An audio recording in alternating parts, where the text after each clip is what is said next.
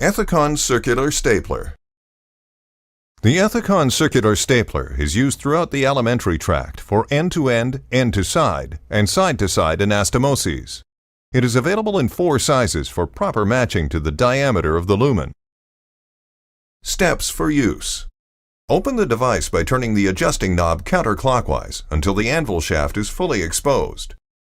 With the anvil removed, retract the device trocar until it is no longer exposed. Look at the tissue compression scale and ensure the indicator is not in or near the green zone. If the indicator is in or near the green zone when the device trocar is retracted, release of the safety is possible, which could lead to unintended activation of the firing trigger, resulting in knife exposure and premature staple deployment. Insert the anvil into the lumen using either the open lumen purse string technique or the closed lumen stapling technique, ensuring that the tissue is located at the suture tying area.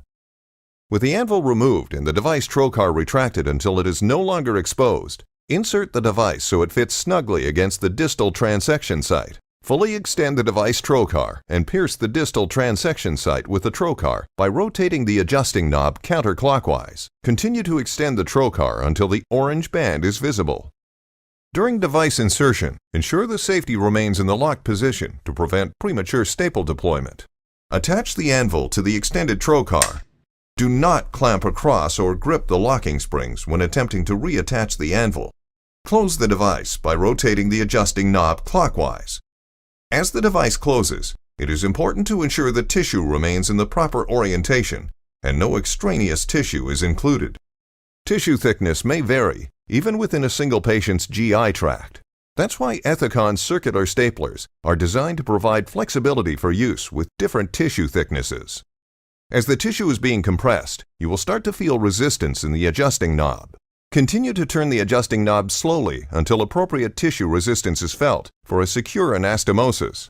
Rapid compression may not allow sufficient time for fluid egress from the tissue and generate resistance before the appropriate compression is achieved.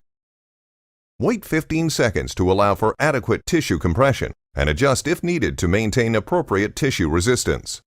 Once the device is fully closed and you are satisfied with the compression applied to the tissue, check the tissue compression scale to confirm that the orange staple height indicator is within the green range.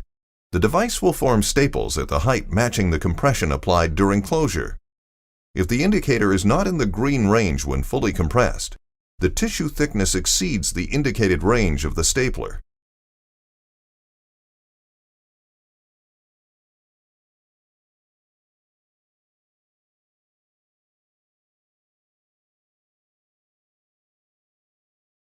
To fire the instrument, draw the red safety back toward the adjusting knob until it seats into the body of the instrument. The safety should not be released if the instrument is not in the safe firing range. Once the safety has been released, do not turn the adjusting knob to ensure the instrument remains in the safe firing range. Doing so may result in undesirable consequences defined earlier. When the safety has been released, squeeze the firing trigger with firm, steady pressure.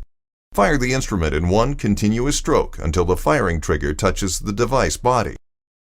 You should notice both tactile and audible feedback during the firing sequence when cutting through the breakaway washer. The firing stroke must be completed. Do not partially fire the instrument. Incomplete firing can result in malformed staples, incomplete cut line, bleeding, and leakage from the staple line and/or difficulty removing the device.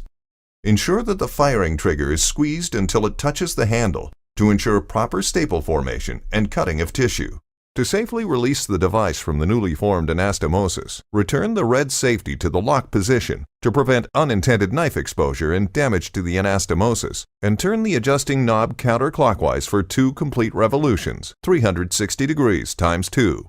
Ensure the tissue has been released by rotating the head of the device 90 degrees in both directions, taking care to stabilize the head of the device to minimize movement of the distal tip.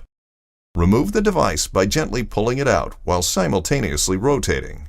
If you rotate the device and it does not freely release from the anastomosis, or if the device does not withdraw easily, turn the adjusting knob counterclockwise 1 additional complete revolution, 360 degrees. Then attempt removal again by rotating the device 90 degrees in both directions. Gently pull out the device while simultaneously rotating. Remove the anvil, washer, and donuts from within the circular knife.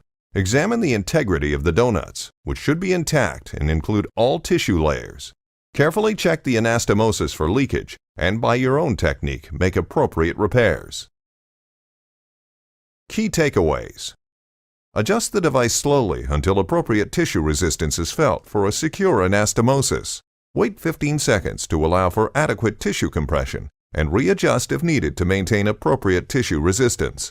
To fire the instrument, squeeze the firing trigger with firm, steady pressure in one continuous stroke until the firing trigger touches the device body. The firing stroke must be completed. Do not partially fire the instrument. To safely release the device from the newly formed anastomosis, return the red safety to the locked position and turn the adjusting knob counterclockwise for 2 complete revolutions, 360 degrees times 2.